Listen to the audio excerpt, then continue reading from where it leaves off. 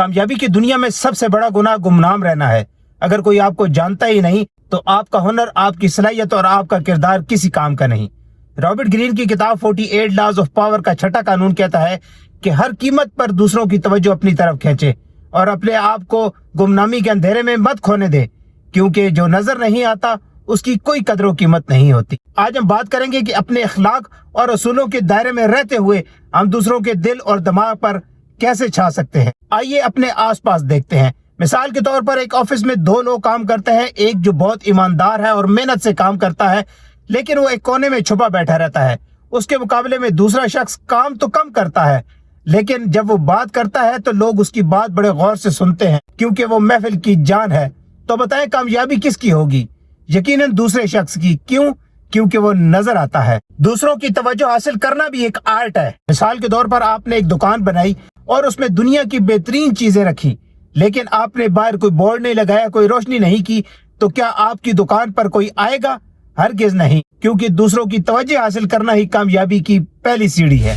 اب آپ سوچ رہے ہوں گے کہ کیا دین اسلام بھی ہمیں توجہ حاصل کرنے کی طرف راغب کرتا ہے؟ تو اس کا جواب ہے جی ہاں، لیکن بہت ہی خوبصورت اور پاکیزہ انداز میں۔ نبی پاک صلی اللہ علیہ وآلہ وسلم کی ذات اقدس کو ہی دیکھ لیں۔ آپ صلی اللہ علیہ وآلہ وسلم جس بھی محفل میں جاتے تھے تو پاکیزہ کپڑے پہن کر جاتے تھے اور عطر کی خوشبو ہر طرف پھیلی ہوتی تھی اور آپ کے چہرے انور پر ایک خوبصورت مسکراہٹ ہوا کرتی تھی۔ یہی وہ پاکیزہ اصول ہے جس کی وجہ سے لوگ آپ کی طرف کھنچنے پر مجبور ہو جاتے تھے۔